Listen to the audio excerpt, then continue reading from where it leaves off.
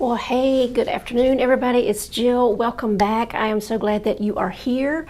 We had a fantastic session yesterday, and several of you have already posted a lot of your work, and everything looks absolutely incredible. I hope that everybody is enjoying just this whole result of seeing all of this glow that's happening with the backlit trees. And everybody has had such great success with this technique, and I'm telling you, if you really just start to lay in those really light values from the beginning, protecting those light areas, you can really just sort of build up those layers, and it makes all the difference in the world to just kind of take it a little slow and build up those layers. But everybody has just done a fantastic job.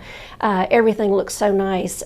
Some of these are even, it almost makes you want to squint, when you look at these. So that effectiveness is really coming through, just making sure to protect those really light values. So congratulations, everybody that has posted. I hope that more of you will continue to do that. It's always fun and encouraging to see what everybody else is doing. So we're about to jump into our new session today, and we are going to be working on the scene with the creek, okay? And so, one of the things that we want to try to accomplish with today's session is handling that sparkling water effect, handling that, this is not really so much a reflection, that's being presented to us, but just the light bouncing off of the water. It's a different sort of look than trying to capture, a reflection that we're seeing, down in the water's surface. So it's a little bit different, but we're going to handle this similarly to what we did yesterday, in that we're going to make sure we're protecting those really light values. And for this piece in particular, value is super, super critical. So I want to get into that just a little bit and kind of talk about sort of how we're going to approach this, and how we kind of need to be looking at the reference photo too before we even sort of get started with things. So let me come around and just do a couple of computery things here to make sure that I've got my notifications up so that I can see that you guys are here and see your comments. And also just so you know, you would think that if you join a Facebook group, like as you all have, that when things happen in the group, you would get a notification that something has happened. But Facebook doesn't handle it that way. You absolutely have to go into your settings and make a little adjustment so that you're receiving all of the notifications. Otherwise, you just miss stuff. You won't even know that something has been posted. So let me get back into the group here, and I'm actually looking for the movie for the video to show up. Let me see if I can see my own video, if it has started, if it's showing it to me. Let me get back over here to okay, Nancy's saying that she can't find me. Let me make sure that I have gone live in the correct place. That's going to be interesting. Hold on. Let's see.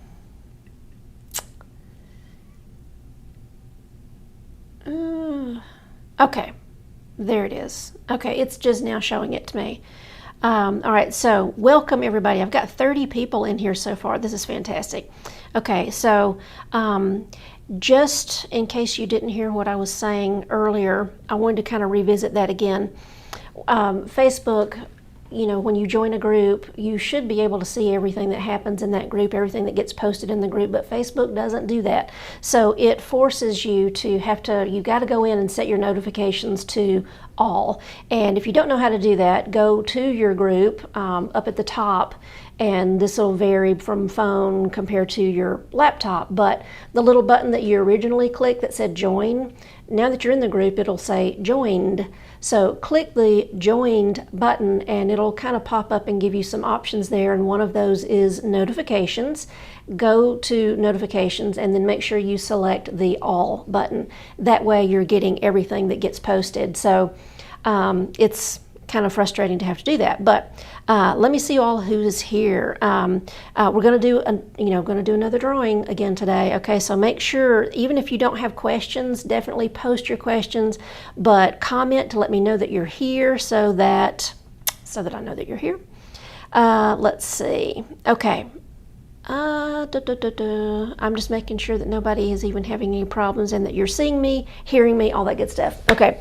All right, so let's spend some time, let's turn our focus back to the painting for today. All right, so when we look at this, I've got the photo up here in front of me, and what I want you to look at, and I talk to my students about this all the time.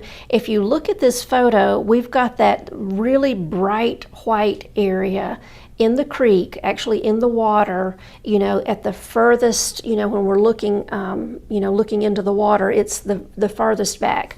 And in fact, let me do my painting area with the photo instead of me in here. Here we go. Let me change it around. I want it to be the opposite from that. Let me do that again. Do it this way and this way. There we go. All right, I want it opposite. All right, so I've tilted my board just a little bit, just because this is a vertical composition that I'm working with today, and so if there's a little bit of distortion, it's just because I've kind of tilted my board a little bit. But let's do a couple of comparisons and kind of look at what we're dealing with here today. So there's a few more technical challenges in this, but let's just break it down because it's really kind of simple once you kind of take some time to do that. So in this area right here, I'm going to have to point to my drawing to make the comparison, but this top area of the creek is super, super bright white in value. We're going to let the white of the paper remain right there so that we're really capturing that. One of the big significant factors in capturing a wet surface is it's almost always going to have some type of gradient. So we've got this really white area, and then it mutates into this darker gray area as we move down this way. All right, so we want to protect that. So that's a very important value shift right there. Okay, another important value shift that we need to look at is this background area. So this grouping of trees that's out in the distance. Okay, this is another thing that we talk about in the membership, and we kind of deal with this just about on every photograph, because photographs do this. Photographs give us more information than we need, and a lot of times it's inaccurate information. What I mean by that is this is a immensely dark value back here, this big triangle, this wedge shape of trees back there. And so, for instance, if I look sort of right here, right above the creek area, this really dark patch right here, that really dark value, it's almost the same value as maybe this shadow way over here on this rock. And what's interesting and a little bit, kind of confusing about that, if you think about it, is that this rock is closer to us and this dark patch over here is at least 100 yards away. So when we're painting, we want to make sure that we are making some value adjustments to compensate for what might be presented to us in a photograph. I am going to push this value much lighter back here because I want it to recede into the background. If I make my background, if I try to match that value and make it really dark, it's going to jump into the foreground. Now, photographs get away with it because they are so completely realistic capture on film of what we're looking at that we are willing to just sort of believe, and mentally we are compensating for it. We are able to tell that those trees they're way back there. But when I go into a painting format, everything changes, and I have got to be as convincing with my space and all of those things as I possibly can. And what begins to happen with that is that you know, if I don't make sure that I'm pushing those values and shifting those values, making some conscious decisions about the values, I start to lose all of my sense of space and depth. Things that are way in the distance will begin to project forward because I didn't kind of, you know, compensate for that value change, because a painting is going to be very different from a photograph. So it's just something to think about and to keep in mind while you're working. And I will be talking about that as we go through this process. Okay, so let's get back over to the work area and let's kind of dig into this. All right, so a couple of things that I'm going to be using today. I've got just my number 12 round brush. I've still got my 1/4 inch dagger and my little rigger brush. And then I've got another tool that I'm going to use today. You do not have to have one of these. I'll show you some other things you can use. This is a little bamboo pen, okay? I bought this at Blick, and it's cut in such a way that it looks like a little calligraphy pen. And in fact, it does have a little nib shape on each end, but I use it sort of as a scratching tool and that type of thing, and I'll show you. I'm going to use that kind of in the foreground to do some things to sort of emulate this texture. If you don't have a sharp point like this, it's okay.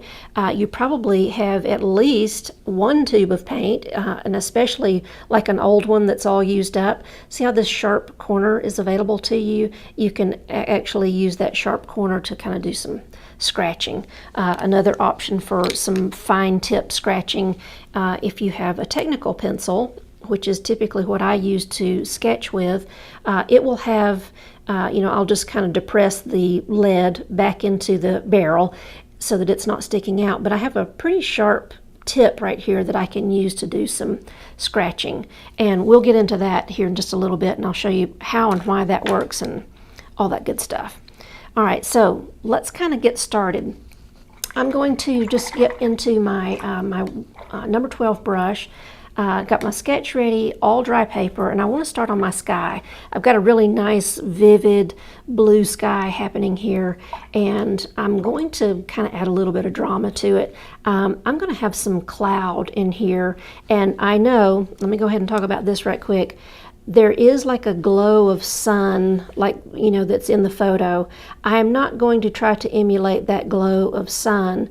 Again, the camera is able to kind of capture that. If I try to have a big white spot here, it's going to be a little bit visually confusing.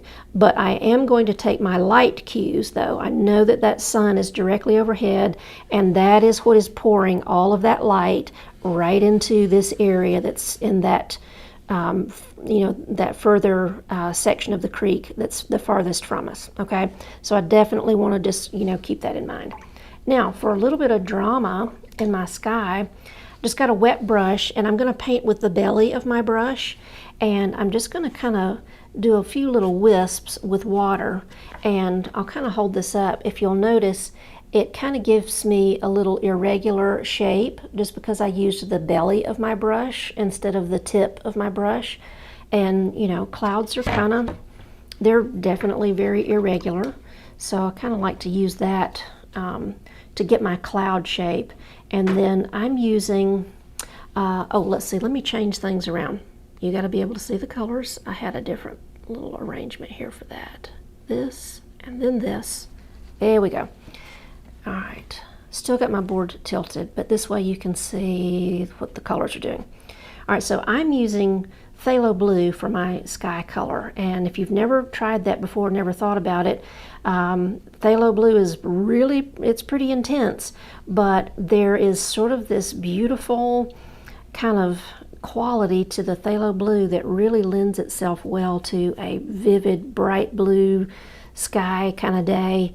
And so I use a very thin wash of it, and it gives me that really beautiful bright blue sky. Now I'm being careful. I can see where my water streaks were, and I'm avoiding those. I'm letting those water streaks become my clouds. See how I didn't get into it, but it gives me a soft edge. All right, I'm going to clear out my brush. And then just with some clear water, I'll use some of the pigment that's already on the paper, and just sort of bring that down to what I'm calling my horizon line, this line that's right above the little distant tree line. There we go. Just super quick. Don't want to overwork it, but see how we've got just a little bit of sweeping cloud, and it's giving us a nice light sort of gradient as we make our way down to the little tree section. I'm leaving it light across that back section because I want to have a little contrast, ultimately when I get my section of trees in here. But just, don't overwork it. Just kind of swoosh in there and have fun with that. Play with that blue a little bit. It's fun. And I can even, especially if my board is tilted, I might load up just a little bit more of the blue just to kind of drop a few little drops up top, kind of high, and let that work its way down into the blue that I've got here already.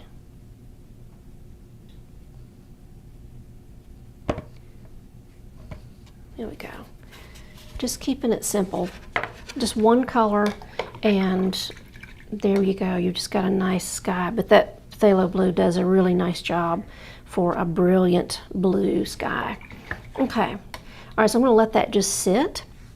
And then I'm going to start working my way through the painting. I'm going to start laying in some base layers.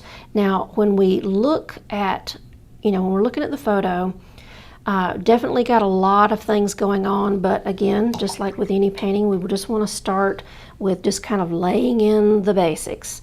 I'm using a color here called Rare Green Earth. Okay, this is a Daniel Smith color, and it's this really beautiful greenish gray that is very transparent, and it's a wonderful color for sort of creating distant tree lines, anything distant, it really has that smoky blue-gray sort of tone. And I'm going to kind of start using that as a base layer to, kind of start introducing some value into my painting. Now, this is that back row of trees that's out there in the distance.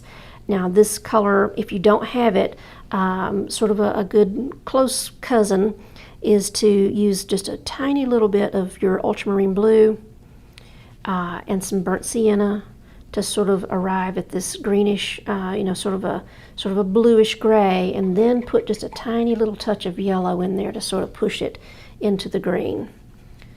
All right, I'm just taking clear water and sort of pushing this gray, this Rare Green Earth, up to the edge. See how light this value is compared to, the value that I'm actually seeing in the photo. It's quite dark in the photo, but I really want to control that and keep a lighter value. No details, just a big block of color. That's all it is. Let me take just a second, because this color is kind of important. Let me walk through emulating this color with some other colors that maybe most of us might have on our palettes if we don't have the Rare Green Earth. All right, so I am going to start with my ultramarine blue, and then I'm going to get a little bit of my, I don't have burnt sienna, but have a Quin sienna, and it's going to give me sort of this grayish blue sort of tone. And then I'm going to pop in a little bit of my yellow, not a lot, because I don't want it to turn just absolutely green, like a bright green. But I'm just going to kind of keep pushing a little bit of yellow into it and see how I've arrived pretty much at that same color. It's very similar. It won't behave the same. It doesn't have the same granulating properties that you see with the Rare Green Earth, but you can kind of achieve that same greenish gray. In fact, I'll just go ahead and use this. The bright green areas, I'm skipping over those. I'm just laying in sort of this gray-green tone. I'm just going over all my rocks, and I'm allowing my brush to kind of get a little bit thirsty, see how I can kind of start to scratch the paper a little bit. And so all of these rocks, I'm sort of laying in that greenish color. no details, just laying in tone.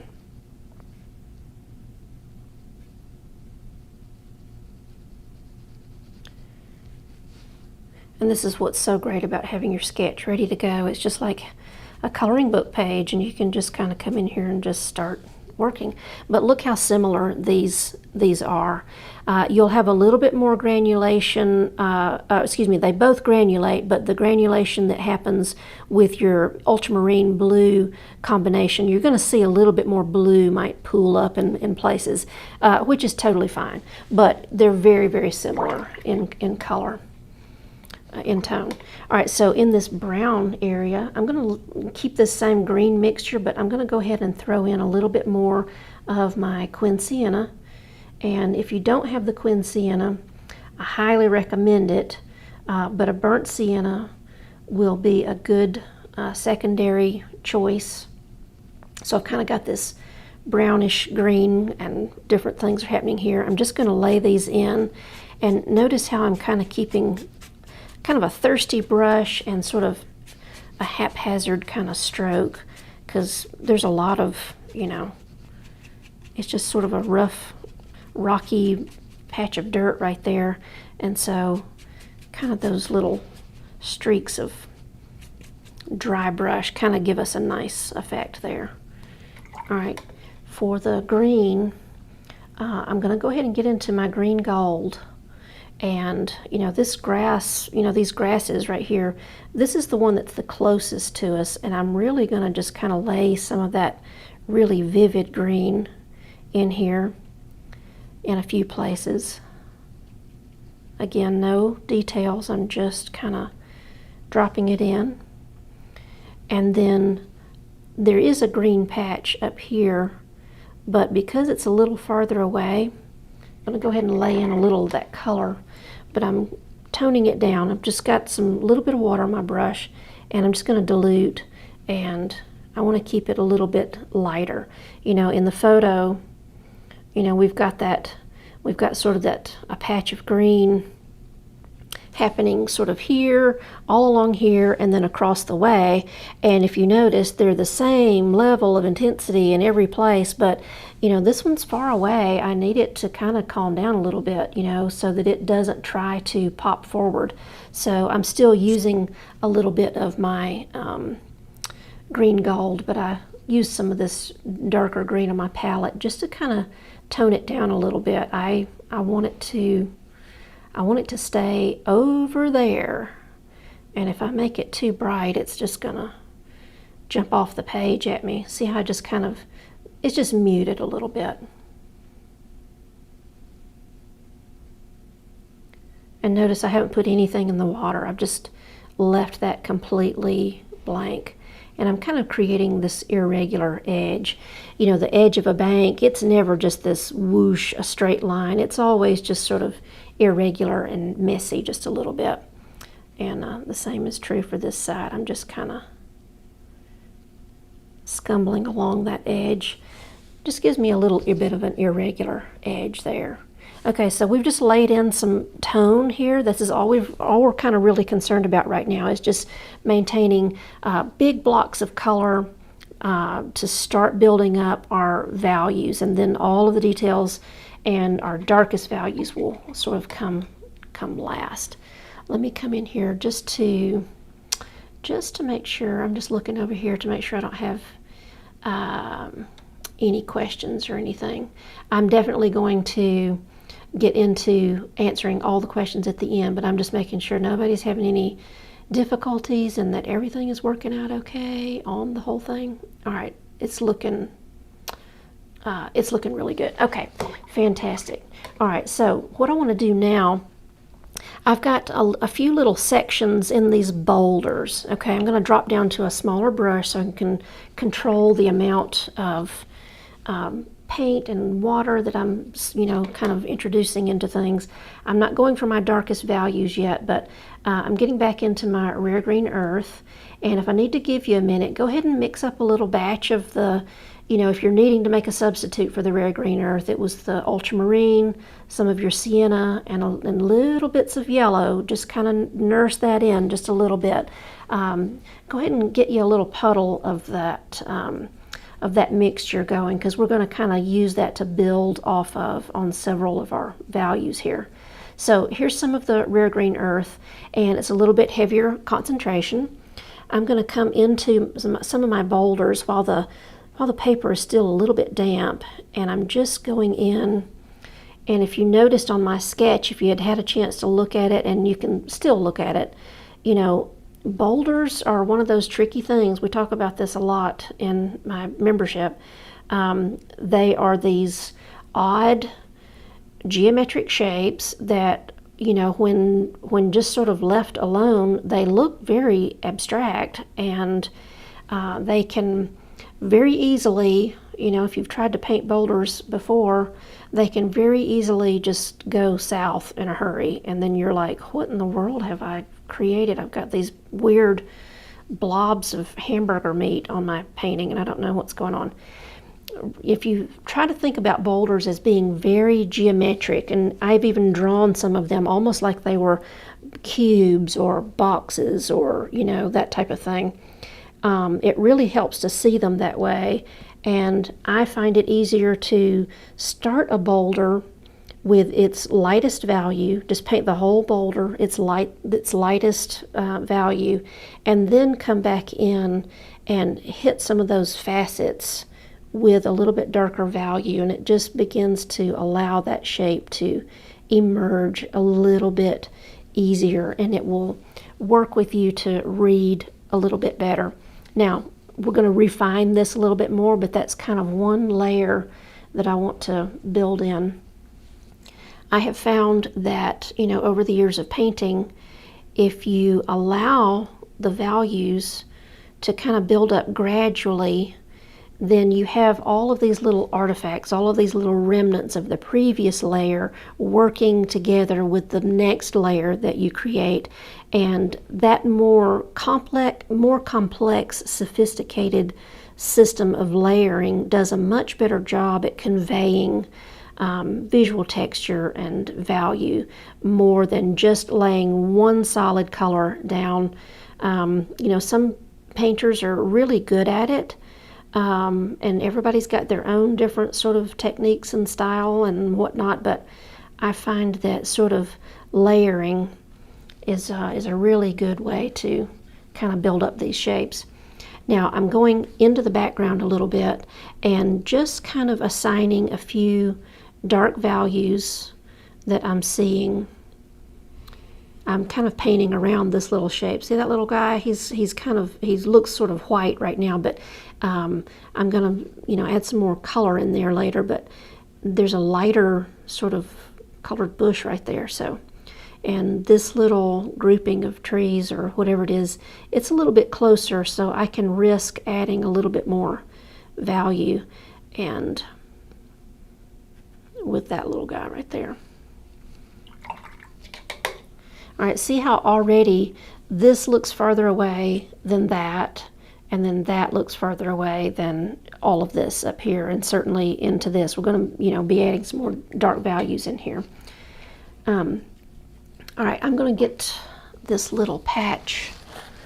Let me clean this off my palette. I'm going to move all of this sort of brown out of the way for a moment.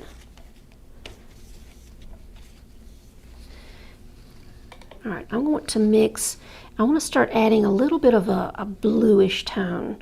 I know that those trees, they're not really blue, but I want to sort of create the illusion that they're a little bit cooler, they're in the distance, and I'm going to use cobalt for that. Cobalt is not going to granulate so much, really won't granulate at all, at least on its own, and it also is a little bit more vivid. I'm going to sweep up a little bit of this green, kind of push it into my cobalt, and I'm going to use this to start coming in down in sort of the lower portions of this background area and start laying in a little bit of this darker. This is going to be my, you know, kind of my dark value.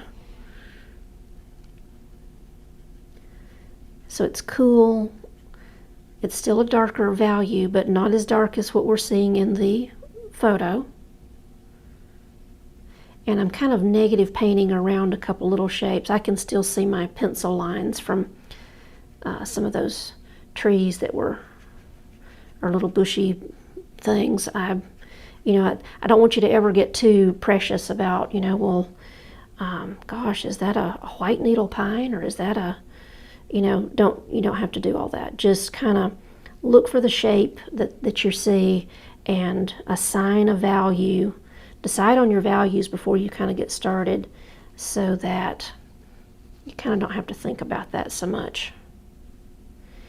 All of this is still kind of wet from earlier, and I can kind of let some of these bushes, they're making a little shadow across that little bit of bank over there. So I'm just kind of going to go ahead and pull that over there. Notice I'm not letting anything get into this white area right there. We want that to really stay put. All right, I want to mix up a few variations of color. I'm just getting some of my Hansa yellow, and I'm just sort of dumping it in here to this little mixture that I had. I can see just a few little variations of different sort of yellowish greens kind of happening. I'm just sort of mixing it up a little bit.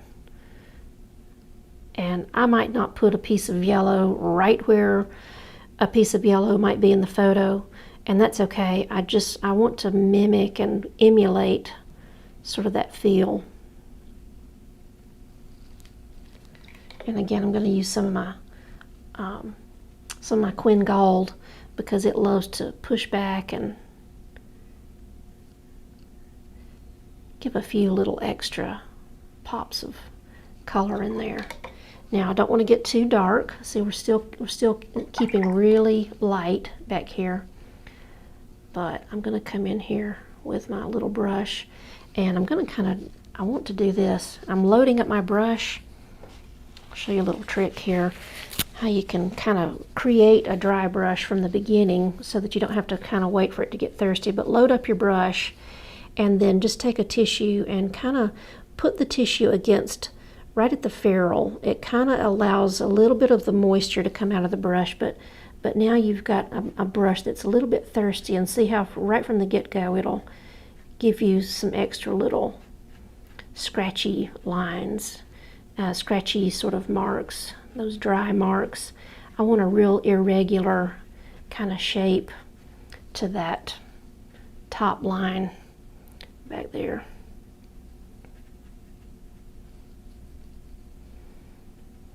I can even get just a little bit more of my cobalt.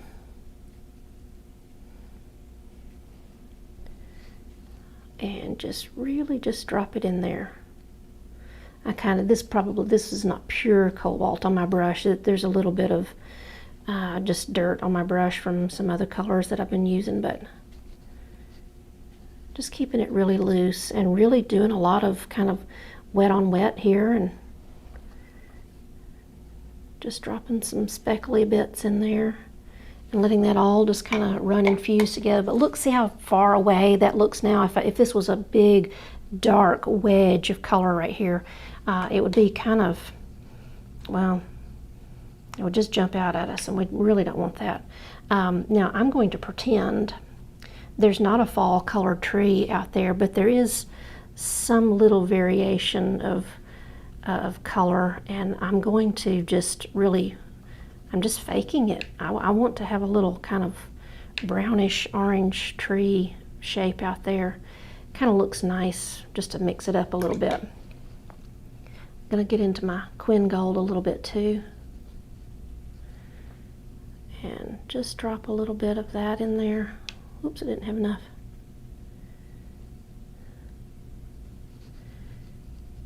And I still really like those little shadows coming out. I might deepen those just a little. All right, so kind of built up some good values there, and I'm going to let those kind of sit for a little bit, as we're kind of going through and you start adding more and more values. You might see some places where it's like, oh, I think I need to add a little bit more dark there. But it's always best to kind of play with it a little bit, put some values in there, and then if you need to come back, You know, like they say, you can always make it darker, but you can't get it light again. All right, so I'm just going to kind of let all of that just sort of sit there and just be, okay? All right, now I want to start to work on the water. Let me clean off my palette just a little bit here. I don't want a green water. That water is such a nice, you know, that mountain stream. It's just really that blue-gray, because it's really shallow. There's all that rock bed that's underneath, and so it really just gives us this sort of blue-gray. And because I want to see some granulation, I want some visual texture there to communicate. I'm going to use my my ultramarine blue because it's really going to granulate for me nicely.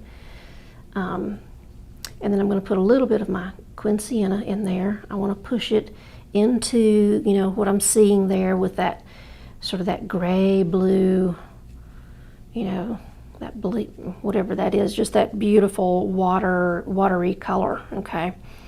All right, so what I want to start doing with that, I'm going to paint with the belly of my brush, and I'm still going to use my little technique that I talked about earlier. I've kind of loaded this brush up.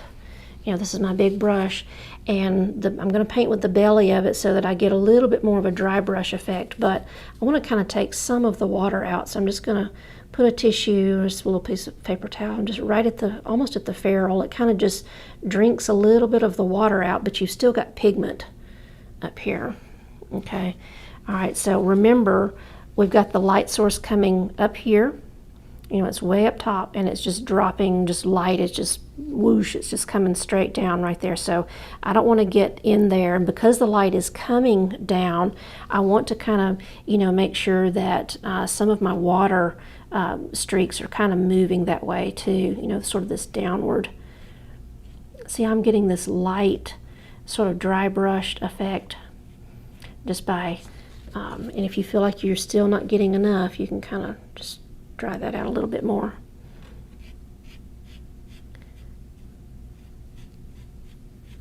All right, so I'm just going to kind of start laying this in.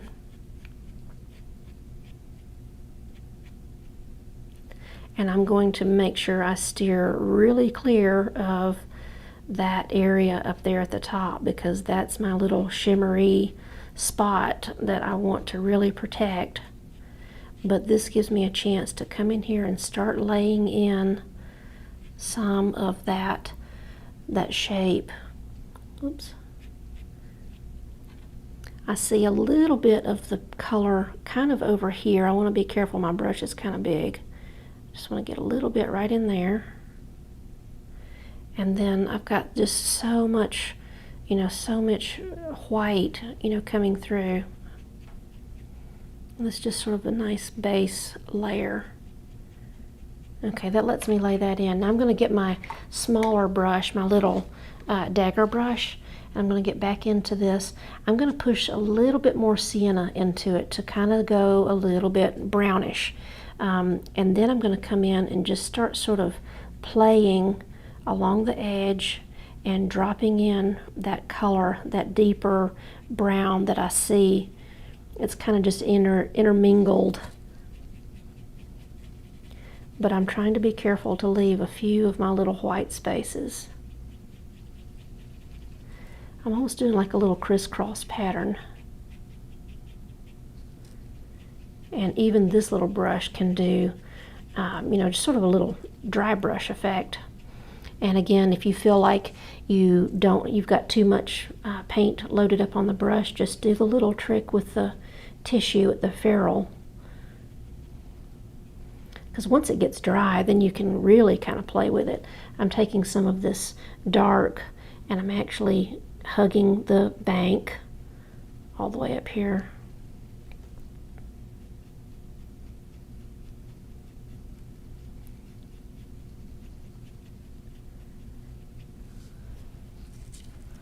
And you can you're starting to see a little bit of gradient. We still got some more to do to get in here. I'm taking this darker pigment and kind of hugging the bank line with it just a little bit. It's a little bit darker over here. And then I can even force a little bit of that dark right there at the bottom, you know, that dark spot that's a little bit further away, I can kind of get just right in there a little. I don't want to fill up that whole area at all.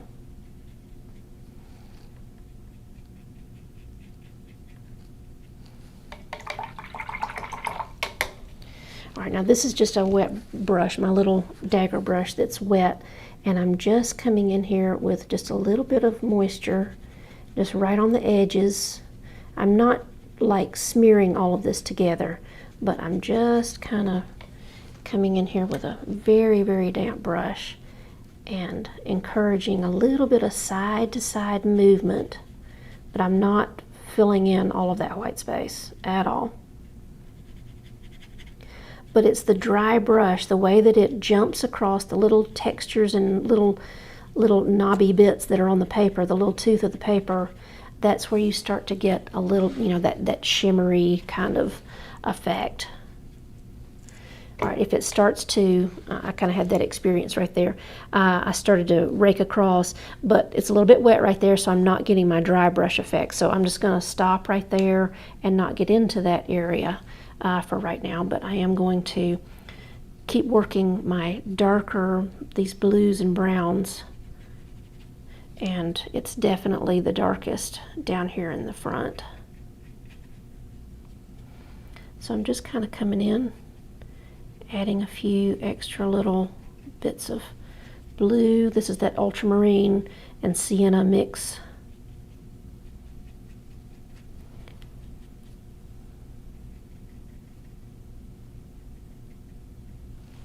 And I'm just kind of painting around a couple of these little rocks because they do sort of stick out visually. You know, they overlap into that water area a little bit.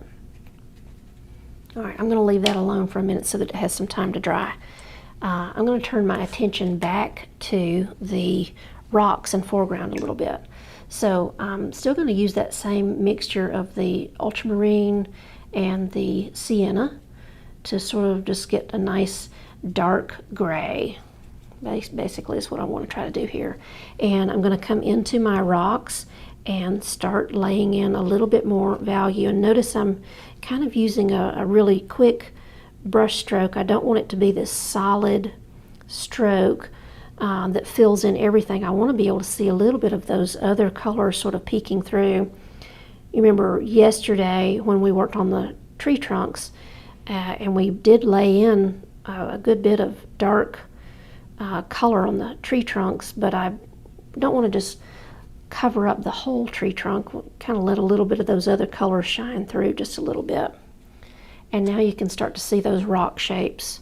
They just begin to start coming on, and seeing if I had come in and just sort of did, you know, just sort of created a few of these little tiny marks. It's not enough visual information, but all those undertones, that is helping to communicate this story. So it's this layered language, I guess, of all of these little build-up elements of color kind of coming into play. I'm just kind of going through, looking at places where I can maybe add a few more little things, and there's definitely like these little shapes that are coming forward towards in the foreground here.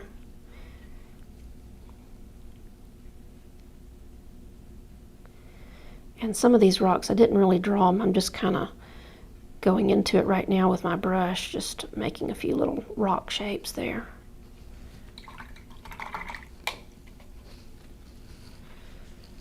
I'm going to get some of my green gold,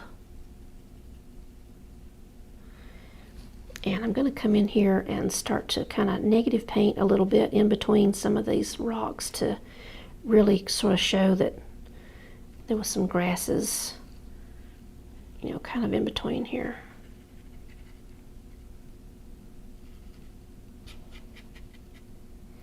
And just keeping everything loose. I don't want to have, there's a nice shadow that's being cast right here. Several different little shadows are happening with all these little rocks.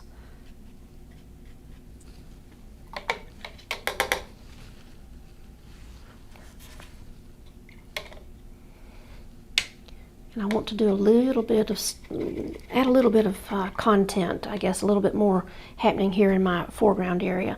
I'm going to get into my Quin Sienna, and I'm kind of just pushing it into a bunch of stuff that I had up here. I'm really going for just kind of a brown, maybe a little blue in there. I want it a little bit darker than this tan that was here, but I definitely want to keep it brownish. And again, I'm going to come in here and sort of lay in this brown, and in a rough way, you know, kind of like I did before, over the top of this lighter tan that's here.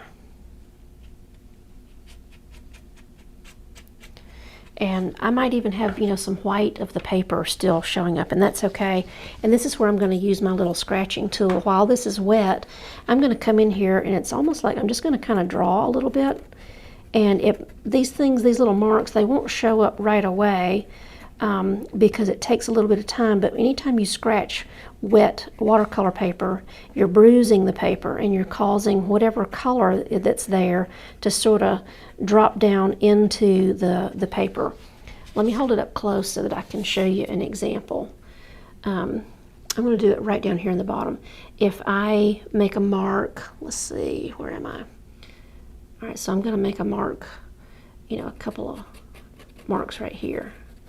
All right, so I don't see them immediately, but as I wait just a few moments, you can see the dark lines. It almost looks like they were written in there or drawn in there, but it's really just the pigment is pooling up into that depressed groove that I have created in the paper. And so it's a really fun and easy way to create some texture without getting your brush involved.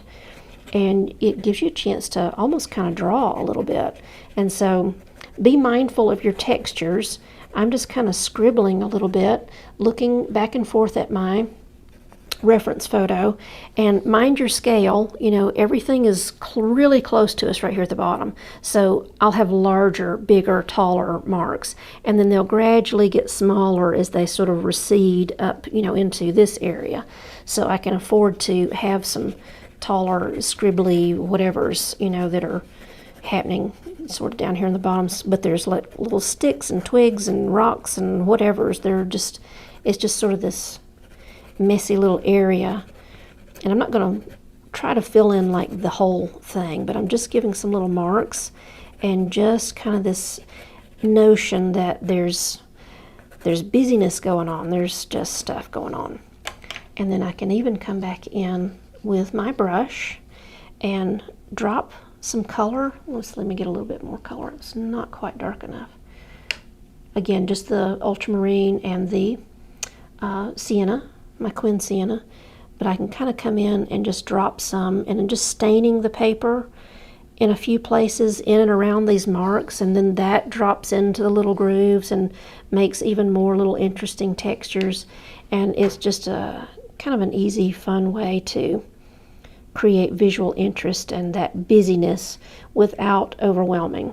We talk about this in my membership too, especially when you're working, anytime you're working with a landscape. You never want the foreground to become the star of the show. If what's in the foreground is really that important, then we need to make the whole painting about that foreground. And so even though in your photo you might have, you know, just the most epic detailed bush or something right here in the foreground, it's really best to just kind of leave that alone and, you know, downplay that a little bit. It's not really important for us to know that that's there. We can know that, we can have a suggestion that something is there. We know something's going on, but it doesn't have to be spelled out so plainly. I'm just doing a little negative painting around some of these little shapes. See how I created a little rock right here just by kind of going around it? I know there's not really one shape like that in my photo, but in my photo, the rocks that are kind of in this area, I don't know, I think they're maybe they're just not quite that interesting. So I can kind of do whatever I might want to on that. And I'm just making a few little grassy shapes little grass marks. And you can actually use your rigger if you have one. It makes it's a really nice tool for doing little much finer lines. I know that the grasses are not that tall here, and I'm okay with that. And in fact, I might do some of them that are actually even just blue. And it's not because they're blue, but it's giving me that value shift that I need. I need it to be a little bit darker so that it kind of overlaps over the water just a little bit. And our eye doesn't really care that it's blue, but the value is there, and that's really important. And that gives us just a little visual interest for the painting too. This is where you can, subjective color is kind of what we are referring to when we're, using blue or maybe purple for a grass. It's not really that it's there. We're just using the value. We're just capitalizing on the value. All right, so what I think I'm going to do now, I want to really just dry everything. I've got several little damp spots, wet spots, and it's time for me to come in now and start refining a little bit more on my values, because that's really what's going to tell the story. We've got light values and medium values right now, and probably the only darkest thing, there's a little bit of the shadows on the boulders. We've got some darker values, but we really want to bring that, push those values so that we get that complete range. But real quick though, let me just hold this up so you can see all the little textures in the foreground. They're simple. They're not over the top, they're not crazy, but it's just interesting, and they look a little bit different from maybe watercolor pencil, but they don't quite look like, a marker or a brush stroke either, but it's just something a little extra there. All right, so let's dry this, and I will mute this so you don't have to hear that.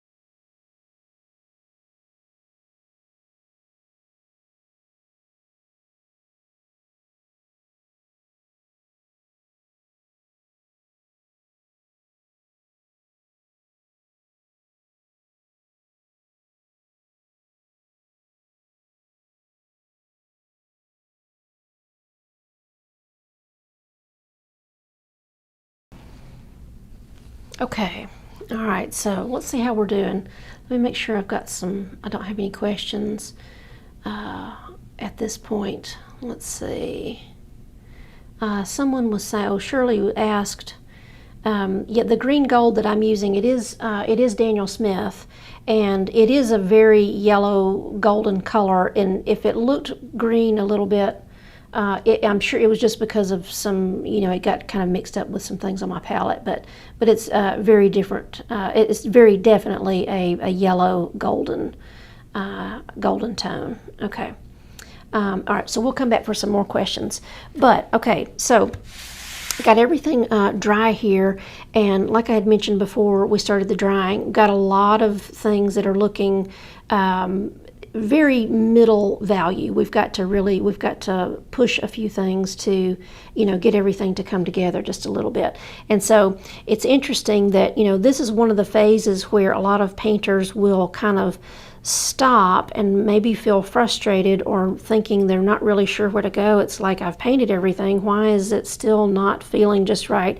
And it's just because of the values that we've just got to push them a little bit farther. Okay, so and it's, as we start to push values, they're not going to happen everywhere. That the darker darks, the deepest values, they're going to be very specific, strategic, strategically placed, and we'll start building those up now. So I'm mixing up another dark value. This is that ultramarine blue and my sienna. This time I am going to put just a little bit of my I'm going to put a little bit of the green gold in there. I kind of want to push it into almost an olive gray sort of tone. I want to keep things looking, like they're all in the same color family. And if I just kind of come in here with just sort of this really dark gray, and it doesn't have some of these other tonal qualities of the pigments that I've already got in the painting, I start to kind of lose out just a little bit. So, just a couple of quick squints can tell me, that I need to, kind of reinforce some of these areas where I've already kind of been.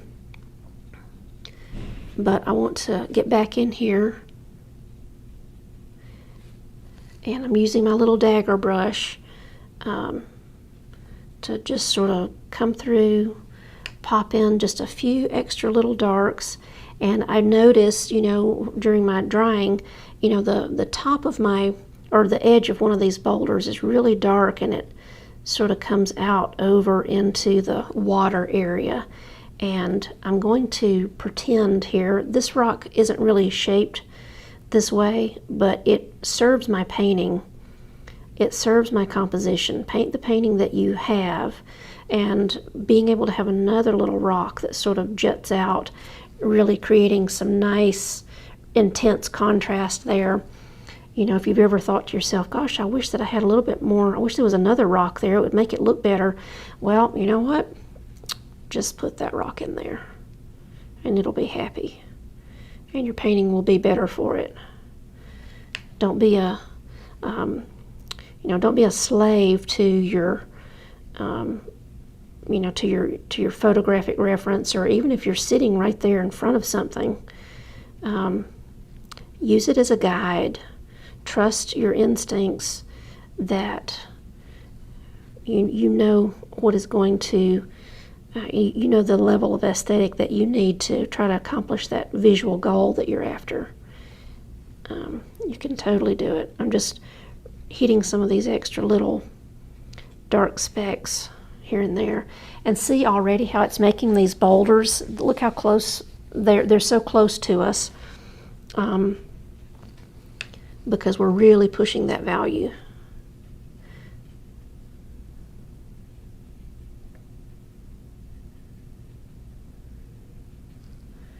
All right, I'm just going to keep working through here. I'm using my dagger brush. One of the things that I love about this dagger brush, and I should mention that a dagger brush shape is not necessarily one of those 45-degree angled brushes. It's a little bit different anatomy to the brush. I'll see if I can show it to you. I mean, it does have that wedged shape. Let me get it in an area where you can see it. Can you see it? There we go. All right, but what happens here with this little shape, there's a scoop. See how there's a little scoop? If I really shape the brush into its natural form, I've got sort of this little scoop that comes in. And what that allows me to have is the point of a rigger, but the belly of maybe a standard round brush, so it holds all that pigment for me, and I've got all this nice fine line work I can do with it. But I can also put the brush on its side and do larger strokes too. So I find it to be a very valuable brush shape, very versatile. And in fact, I've got a couple of bonus videos that I'm going to share with everybody here in the group that you'll be able to view at least temporarily. But I want to show you a lot more about this brush. I've got a whole video on using this brush and a few other videos that I'm going to share with you too. So, and I'll get into all that later. All right, so just laying in some more of these little dark bits.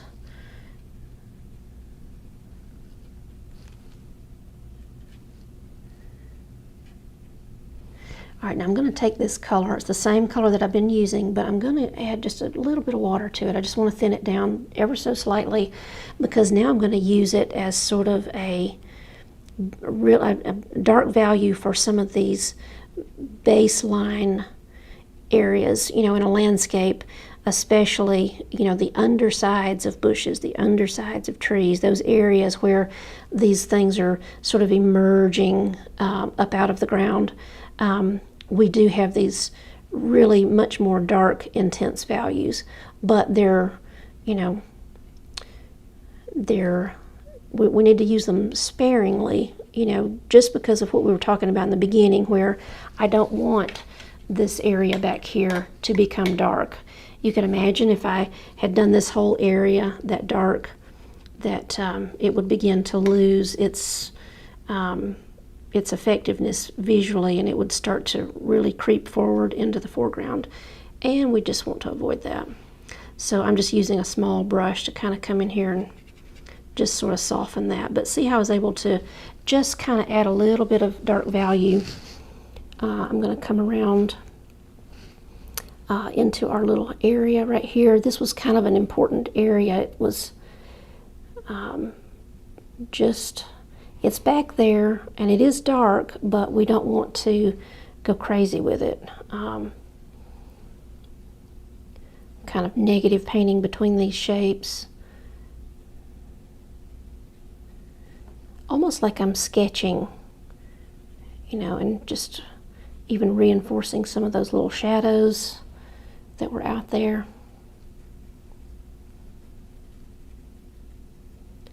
I'm just almost scribbling, essentially.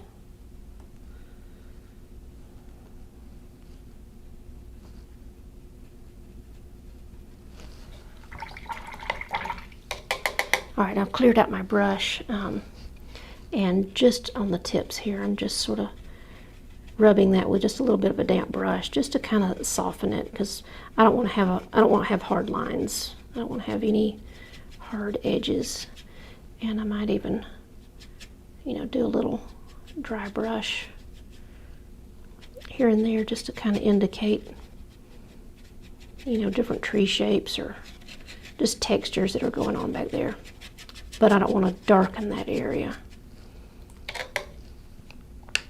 I'm going to get some more of this same dark. There's sort of this little, I'm just kind of looking for anything that's dark. I'm just chasing values. Where are all the little dark spots that really convey depth and space, all that kind of stuff. Just want to kind of get those in there. That sort of gives me that, you know, without even really adding too much in there. I just created a sort of a bank there for, you know, for that to just sit in, and then the closer it is to me, the more able I am to add maybe a few more details to it. All right, down here, you know, it is really dark down here. I'm going to risk a little bit. I'm going to use this dark color because I really want my gradient to be dramatic. See, it's really light, medium, and then I really want to push it a little bit darker. So I'm just going to use that same color. See, I'm just using it almost like a glaze over the top here. And if I squint, I can see that there's almost, because that shaft of light is coming down, there is almost this vertical shadow that's sort of happening in the water. Now see, we couldn't have built this up, you know, there's only one, you can only do this by layers, you know, building up those layers. That's not like a one-shot stroke at that. Now to mimic, or I shouldn't say mimic, this is really not about mimicking, this is, you know, keeping some consistency here. I want to create another little vertical line of shadow because it is a little bit darker over there. I want to be careful. I don't want to overdo it. And I might have, see, my brush is so dry. You can get bold when your brush is really dry because you're having to really force something out of it.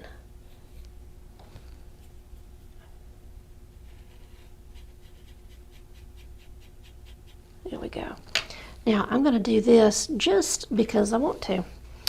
Right here in the foreground, or excuse me, not in the foreground, but on the bank, I've got kind of this hard edge with the green, and I'm okay with it, but I think what I would like to do, this is just a scrubbing brush, and I should tell you what I got going on here. This is just a super cheap, inexpensive craft brush. These are like, you know, the 89-cent brushes. Use those for scrubbing and all of that kind of stuff. But I'm coming in here, and it's a little bit too wet. I'm coming in here in the foreground now, and I'm just doing a little bit of lifting. And what that's going to allow me to do is sort of, I don't want that sharp corner down here. This kind of softens this a little bit. You know, when you're looking out into just reality, you have peripheral vision, and it's a little bit fuzzy, and so sometimes it's nice to, I don't have to see just every little thing, and I can kind of just blur that out a little bit, and that just, instead of having a hard line right there, that kind of lets my eye go back into the composition a little bit more. All right, let me just kind of take a look and survey a little bit on my values here. I do know that, you know, the foreground in the photo, it is a lot darker than this. I don't want to push it that dark though, but what I will do, this is just sort of a little trick. You see this in photography, but I'm going to create a vignette around the bottom that just adds a little drama and a little dark, a little bit of a dark color for the foreground, but without really, you know, altering the composition too much. So this is all dry. Make sure that it's dry if you decide to do this, but it's just some water, just clear water that I'm kind of putting in this area right here. And notice I didn't go all the way to the edge, but I'm going to mix up another brown. This is some ultramarine and my sienna again. And look how dark I've gone. This is a lot darker than where I was earlier. And then watch this. I'm going to kind of just put it in here and just sort of make that little sweeping. This has been a trick that's been around in photography for years. If you've got a little bit too much space where there's not really visually anything occupying the space and you don't need a lot going on, just deepen the value. And seeing it just created a little extra drama there. And I can even get my little bamboo pen involved. And I'm not making new marks, but I'm kind of going back over some of the things that were already in here. And that's just going to deepen the value of those marks because I've got a new batch of pigment right in here that's a little darker. And it can just drop right in there and deepen those values too.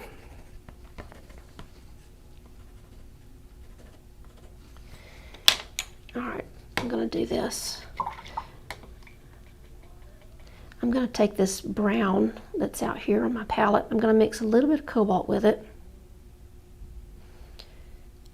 I'm going to do just a little glaze as I kind of survey this, and you know, if I'm squinting, you know, I don't want this background to have a really deep value, but I'm wanting to add just a little bit I want this bluer. So this is really just kind of a bluish gray that I've created with my cobalt. You can see it's really, really thin too. I'm going to come in here and just do a little bit of a glaze right over parts of that. It didn't disrupt those underlying layers. I still see all the different little textures, and then this is just a wet brush to kind of come in, and I'm just sort of scumbling a little bit. And this is a dried out brush, and I might just scoop a little bit to kind of reclaim those little shapes. And there we go. That pushed that value. This was what we were talking about earlier, where it's like I might need to get darker, but I would rather find that out later rather than have to come in here and do something drastic. And I'm going to do one more little thing, and then I think we're going to have this wrapped up. So we've gone over. It's hard to do a painting in an hour. It really is. All right, so I've got just sort of this dark brown, and I'm coming into the foreground and adding just some little marks with my rigger, and they can even kind of come up and go over the water area just a little bit. I don't want to overdo it and make it crazy, but I can even get some green. This was some of that rare green earth, and even have some little grassy bits. Just make sure if you're going to do little grassy bits, keep them, mind your scale, so that so it doesn't look like you've got corn stalks going on. There we go. I think I'll call that a painting. All right, and let me dry this right.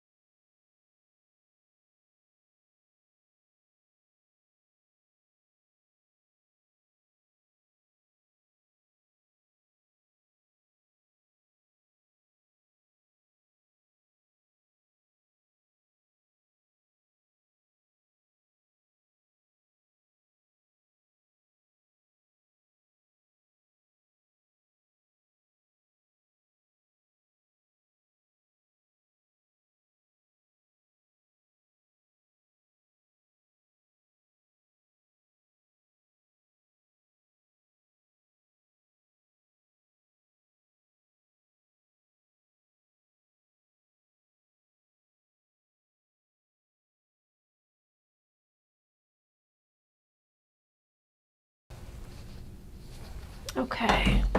All right. Oops, there we go. All right, super fun. If you've, with this painting being a vertical, I did need to tilt my board up just a little bit. You kind of get that parallax error if your painting's too tall, you can't quite keep things in perspective. It gets a little distorted. But very fun. And see how we were able to keep all of these brighter greens. We on purpose made these a little bit softer because they're just farther away, and I know that the photo shows them this really vivid green, but it really makes a difference. And we never put any paint here. We just left it out and worked those little dry brush techniques. It's almost like a back and forth, but water is horizontal, and so you want to, kind of keep those linear movements, up and down and side to side. Water is never, well, I shouldn't say never. If we had some rushing water that was moving, you might have some, 45-degree angle kind of things happening, but typically that's not the case. So let's get here and here, and I'll put this right here in case anybody's got some questions on it while we're going. So let me look real quick just to see what kind of questions that we had. This was fun. I really enjoyed doing this. I hope that, I know some of you probably had to take off, and I'm sorry. Let me go back up and see where we're at with questions.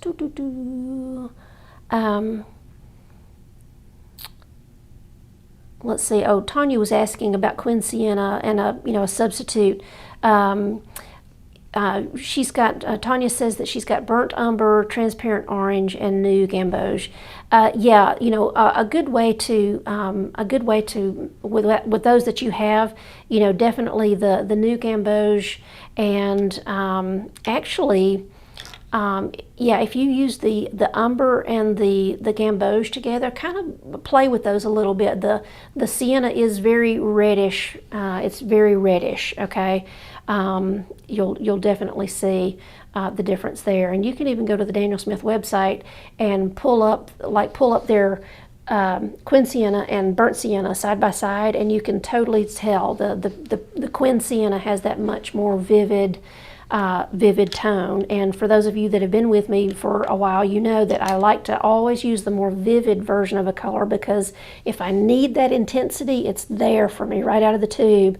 I know it's synthesized because it's not really a natural pigment, but if I want the intensity, it's there. And then if I need to tone it down, then I can always tone it down, but you can never push the chroma back up. Let's see. Let me go through. Let's see. Oh, and yeah, and somebody had mentioned, yeah, and don't feel bad if you're not painting along live. That is okay. I typically, if sometimes I do. It just kind of depends. But if I feel like I just want to glean, I just want to listen, I just want to learn, then it's totally fine to just watch. You're going to have the replays on these, so that's okay. Somebody's asking about zoazite as an alternative. Zoazite is a good alternative for rare green earth. They are very, very similar. The zoazite's a little bit darker, but they're very similar in color. Sherry is saying, so cool to see Jill making a substitute for a color that I don't have. Well, thank you. I'm glad that you enjoy that. I always try to do that because, sometimes it's important, to be able to do that, especially in an environment like this where you're not actually in the membership and you wouldn't necessarily be using that color often, but just kind of knowing how to put it together is really good. And so after a while, if you put the color together enough times and then you realize, I think I really use this all the time, I think I'm just going to buy the color. It really helps you to know kind of how to get there and decide what you like to do with it. The green gold that I am using is Daniel Smith. I think I touched on that a little bit earlier. It might have looked a little greenish on the palette just because of it getting dirty with something else on my palette, but it's definitely very yellow. In fact, it almost looks orange when you first start with a real pure, heavy concentration of it, but it does thin down to yellow, which is another thing to think about with the Quin Gold, because it does have a tendency to look so orange. You might try to mix blue with it to tone it down, but you will get green because it really is yellow. And there are Shirley is saying that her DS green looks more yellow than green. It is, yeah, it should be more yellow. And there is a green gold, a dark green gold that Daniel Smith makes. And honestly, I'm not familiar. I don't know what it exactly looks like, but maybe there's that going on too. Let's see, Michelle is saying, oh, it's a challenge for me to get my dark values dark enough. Everything dries lighter. Okay, here's a couple things to think about, and you'll kind of have to look and see, what you think. But, watercolor is definitely always going to dry lighter. So one thing that you might want to try to get used to is just painting a little bit darker than it feels comfortable. You might think it's a little bit too dark. Just push the value a little bit because it is going to dry lighter. And then also kind of look at the way that you're mixing. Sometimes people will often not get enough pigment into the mixture, and it's just too transparent. Even though you're using a dark color, you're mixing a dark color, if it is oversaturated with water, if the ratio from pigment to water is off, it's definitely going to be lighter for you. Let's see. Oh, Marcia. Okay, Marcia is not happy with her painting right now. It's okay, Marcia. Somebody told me this a long time ago, and it's true. The paintings that you do in a workshop, especially the first one that you do right off the cuff, especially if you're following along live, rarely is it going to be your best work. You know, I've been painting a long time and I still like to do workshops. I will find people who, you know, I admire their style or whatever the case may be, and I will not do my best work in that workshop often. Like, well, not even often, I'll say always. I don't do my best work because I'm following somebody that's, excuse me, I'm following somebody that has totally different style typically, or is just does things a little bit differently. And so that's one of the beautiful things about, you know, following an instructor. Excuse me, let me get a little sip of water. Is you know, just exposing yourself to all the different things that are possible, but always making sure that your brushwork eventually comes out and your color choices, you know, come out. That's the way that your voice kind of shows up in there. Let's see. Joan is saying that she needs more practice on her hamburger rocks. Okay, Joan. I know. Yeah. Just join the club. This is we're all kind of in the hamburger boulder club, I think. Let's see. Louise enjoyed the demo. It was very informative. Thank you so much, Louise. I'm so glad that you enjoyed that. Let me keep looking to make sure I don't have any more questions. I'm not seeing any more questions. If there are, and you're watching this in the replay, post the questions here in the group, and I'll definitely do everything that I can to get back to you on that. I'll go through and read the comments. Thank you for joining. If you are here in the live today, but you did not comment, go on right now and say I'm here, or just, you know, do something so that I know that you are here, because I'm going to do another drawing for the tube of paint just like I did yesterday.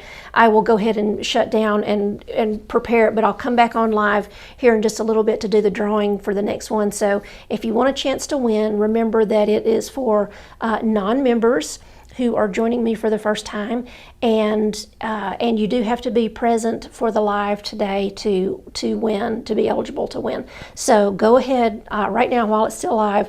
Go in there, type I'm here, I'm here, I'm here, so that I know that you're here, and I will do a drawing. Just real quick, I wanted to say I'm very excited. I've had 2 people already sign up for my membership. The doors for membership are open right now and will be until the end of the month. And for all of you who are new members and you've not been a member before, I'm offering, you know, I always do this. If you take the promotional workshop, sign up for it, pay for the promotional workshop, and you decide to join my membership before the deadline ends, you get your first month free, okay? So all of you, the 2 of you that have already signed up, you will be, I haven't handled it yet, but you will be getting a refund for your first month, okay?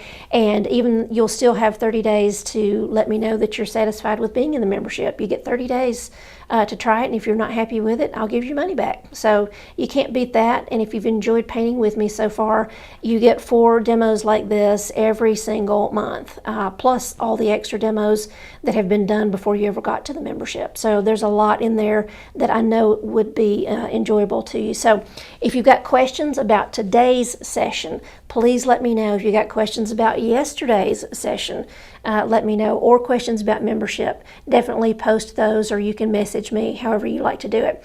But I will join you again tomorrow at 1. We're going to do the poppies, and I'm looking forward to it. So I will see you guys tomorrow.